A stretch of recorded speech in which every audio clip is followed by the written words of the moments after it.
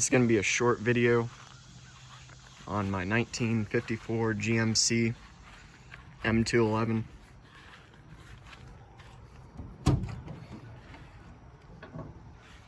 Show you the... Put a flatbed on it. It's just a 12-foot flatbed off a 1-ton pickup truck. Still has the original automatic transmission with the 302 inline 6.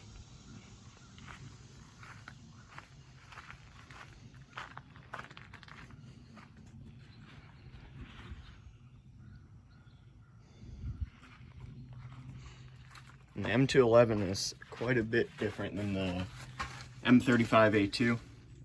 Instead of having top loader axles where the drive shaft goes through the axle, this actually has a separate drive shaft coming off of the transfer case. So it has one for the front axle there, and then one that goes to a pillow block on that axle, and then back to the rear axle. There's the air tanks. It does have air-assisted hydraulic brakes. Another thing with the M211 is the unlike the M35A2 and the M35 series, this actually has 12 wheel cylinders. So the master cylinder is different than the M35A2. There's a master cylinder down there. And it has a tube that screws onto it to extend the capacity for all 12 wheel cylinders. It also has a different valve in it. There's a gauge cluster in the middle. And to drive a M211, this lever here is a starter. So when you pull that back, it turns the engine over. So once you turn on the ignition, which this isn't the factory ignition, but once you turn on your ignition, you pull this back for the starter. And then this is your gear selector here. So you make sure that's in first gear, all the way forward. And then you've got a couple different options here for the transfer case. You can shift it in the level, ground 1, hilly 1, or you have level 2 and hilly 2. And then for reverse, always use the low range if you're going to shift it back into reverse. Even the military instructions, be a good picture there, but even the military instructions say not to use high range reverse because it'll mess up the transmission. It's pretty basic inside. You don't have any locks on the door handles.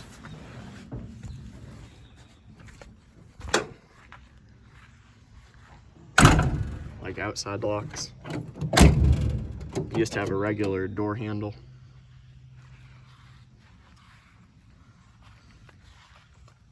For the gas tank, it originally had a fuel pump that was like a sending unit and everything, and it was in the tank. And then it also had a level. And what I did is I just have two, one goes deeper into the tank than the other, and I have shut-off valves. So if I run out of fuel, I just switch it from one to the other. Still need to put hose clamps in there. And then I have that running back to a Wix filter. I believe it's a Wix filter here. And then the fuel lines just run up to those two. Then I just have a basic fuel pump. And it's all 1/2-inch fuel line up until the fuel pump is when I knock it down to 3/8 fuel line, which is still plenty for this. It's just an inline 302. There's a plate that I made. I wanted to bolt it off of the frame so I didn't have to drill any holes in the frame. So I just made a little plate to bolt everything on.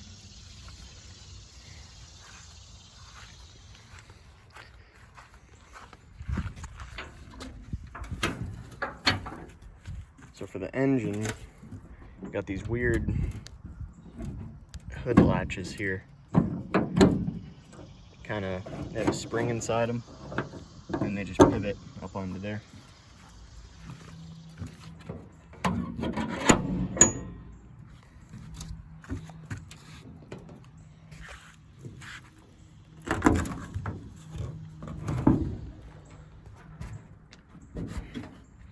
So there's the original GMC engine there. That carburetor, I'm not sure if you can see it very well there. That's just a basic one off eBay.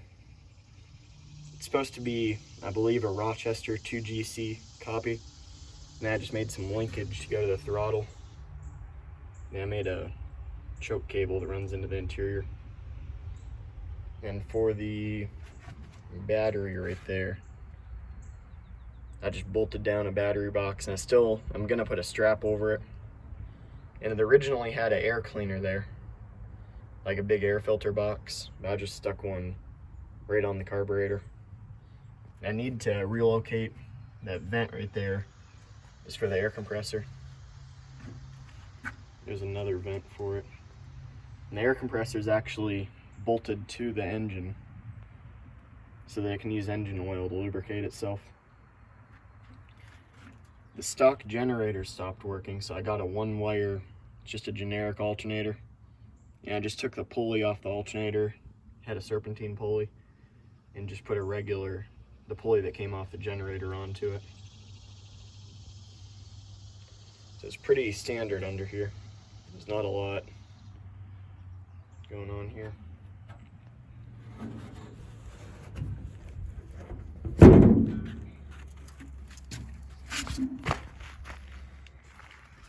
For the tires, I went on, there it is. So I bought 5 new tires for it. They're STA brand.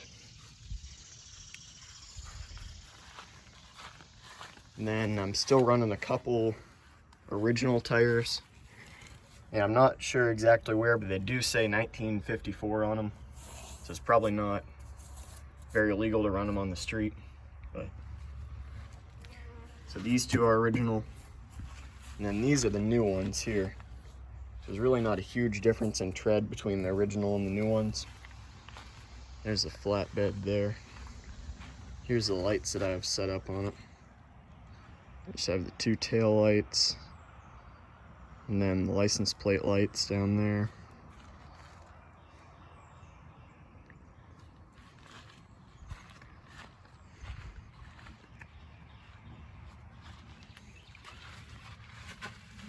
For the bed, it originally had just this beam here, but I added the I-beam to space it up enough for the tires to articulate.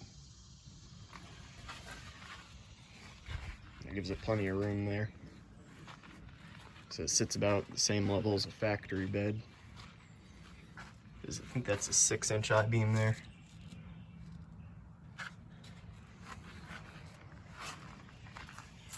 And it is really more just for show. It's not a dump bed or anything. It's just bolted down on there.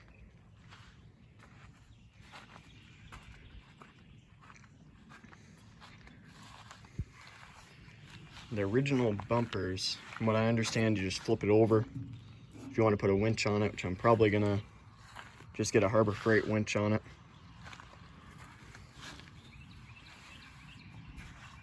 That's about all that I've done to it. Get a picture from back here.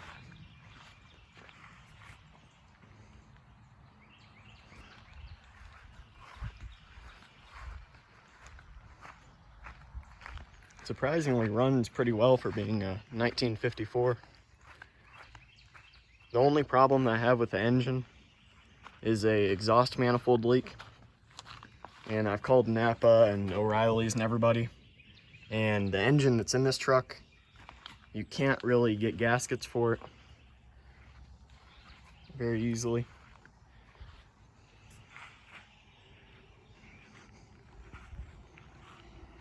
There's a picture there.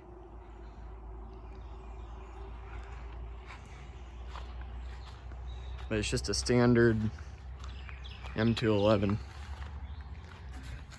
There's the front differential there, and the leaf springs and everything.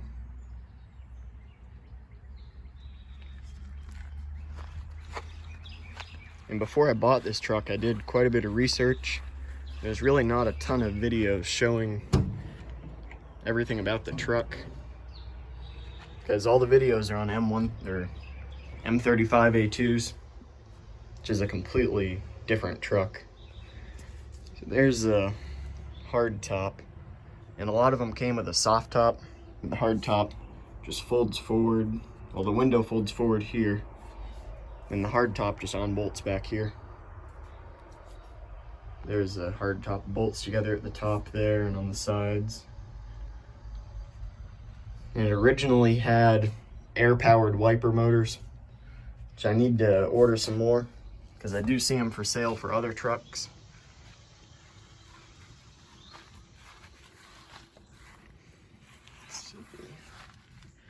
So for the brakes, I know when I was doing research on them, a lot of people had a hard time finding new master cylinders for these. But I was actually able to find one at my local auto parts place. And if you're interested, you can just leave a comment and I'll give you the part number for it. Because the international trucks use the same master cylinder, the same valving. And when I took it apart, everything looked identical on it. There's a brake switch. It's actually on the master cylinder. And I'm not sure, you might have the same problem that I had with that brake switch, where it doesn't work with LEDs. There's too much, it's not a completely open brake switch. It might just be old and rusted or something. It's a pretty basic truck. It's definitely a lot different than the M35A2. There's a picture of the frame in the back there. You can see the rear axle here has that drive shaft that goes up to the pillow block that goes all the way up to the transfer case. Then you've got a regular set of leaf springs and a set of overload springs above it. And there's the 12 wheel cylinders I was talking about. You have 2 on each axle. You have one at the top, and you have one at the bottom, right down there.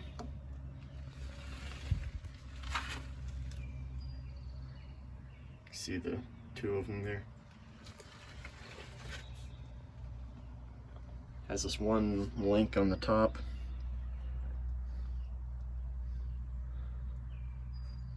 It's pretty standard, which is makes sense being a 1954. There's not a lot of weird features on it. There's no computers or anything, of course. There's a frame. You see the pack of overload springs there. And then the regular leaf springs. You see the overloads don't touch. And this was actually once a Memphis truck, or Memphis bought it at one time. And they actually painted it school bus yellow, which I'm not sure. There's a couple spots that were still yellow. But they painted the whole truck school bus yellow. There's some just pretty standard truck. Here's I added a turn signal on it. Then it didn't have a keyed ignition, so I added one that goes right to the battery. Here's you have the parking brake down there. And this is supposed to be a lever for the transfer case, which I've never personally messed with. And when I did buy this truck, I was looking into getting it towed. And from what I understand, this is a full 6x6 truck, so you can't tow it with a wheel lift, because it'll be fighting the front the whole time. The only way you could tow it is if you took 2 of the rear differentials off, or not differentials, I mean drive shafts off. For the gas tank, I know, because it's not a diesel, everybody has problems with them rusting out. Which this one was pretty rusty when I got it, and it still has a little bit of rust in it. But I did electrolysis for a couple days, and it took off most of the rust.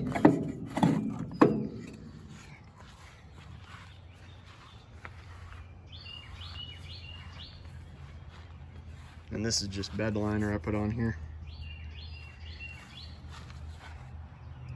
There's another shot of the leaf springs and everything. And it is a standard bud wheel, so it just has a 1.5 inch lug nut, the square for the dually. But it is left-handed thread on the driver's side and right-handed on the passenger side. There's a shot of that there. Valve stems.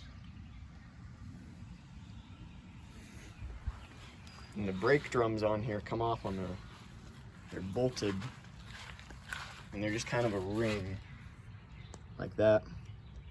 So it's pretty hard to have those drums turned.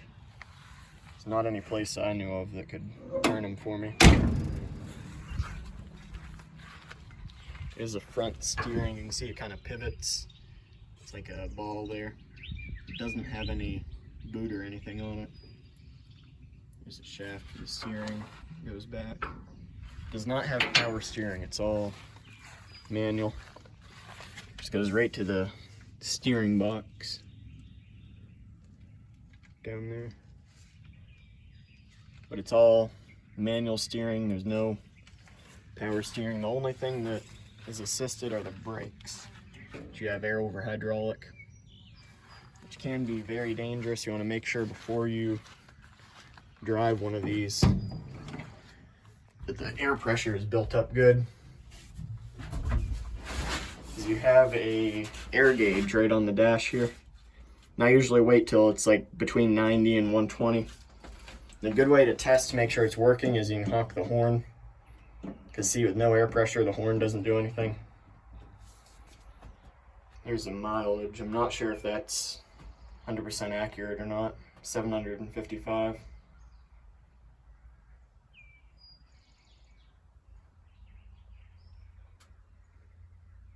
does have an oil pressure gauge here. And then there's no, because it is automatic, you don't have a clutch with it. It's just a gas pedal, brake pedal. Here's a heater. There, it does have a heater core with a heater. And of course there's no air conditioning in this one. Let's see. And then for the transmission, that's how you check the transmission fluid level. That dipstick there. And anybody, if you're looking at buying one of these, that transmission is one of the big things to watch out for. The good thing is it does have a divorced, from what I understand, that's all the transmission there, and it's completely divorced from the transfer case. So if it does have a bad transmission, you could always switch out the engine and transmission, like a 454 or a turbo 400 behind it, out of a motorhome. There's a muffler there. These do have quite a bit of problems with this. Muffler is completely solid. There's no flex joint in it. And that's just a clamp right there to bolt up. So they do have a common problem of cracking the the exhaust manifold up there. So that's one thing to watch out for.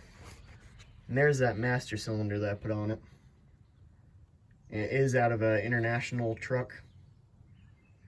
If you are interested, I can send you the part number for it, because I got that at my local O'Reilly Auto Parts. I think it was like $40 or $50. There's another shot of the transfer case from below. You see it's got the one output there for the middle differential, then the other output actually has a parking brake on it. It's got a band style parking brake with a parking drum on it, or the brake drum on it. There's a little joint in between there. So it's a pretty simple truck.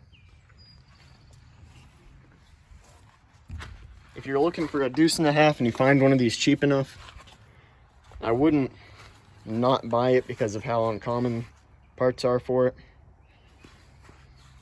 Because from what I've seen, the differentials are pretty sturdy and the drivetrain and everything. The only problems it has are the transmission seems like the big problem. And then lots of people have engine problems with them. But I wouldn't scare that or let that scare you away from getting one. Because you can always, if you get it cheap enough, just put like a motorhome engine and transmission in it.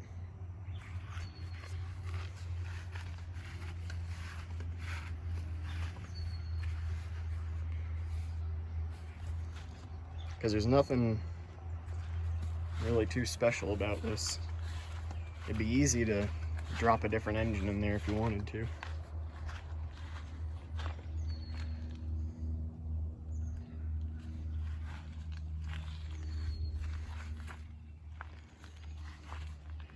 So if you have any questions for me, just put them down in the comment section and I can go ahead and answer them. Because when I was looking at getting this truck, I couldn't find any information on it. It does have this box here. It's got a little ring that locks it in. You have a storage box. You can keep a wheel chock or something in. Because this thing, it did have a, originally from the factory, it had 2 parking brakes. It would have had the one on the floor there. Then it would also had a hydraulic parking brake. Should have just been a switch, so you put on the brakes and you flip the switch and it'd hold the brakes on. Which I do not have that one hooked up anymore.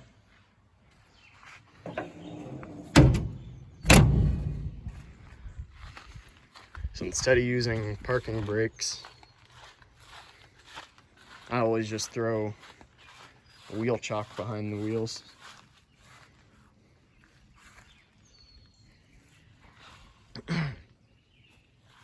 Well, like I said, if you have any questions and you're thinking about getting one or anything, or if you want to know the part number for that master cylinder, just leave me a comment and I can go ahead and answer it.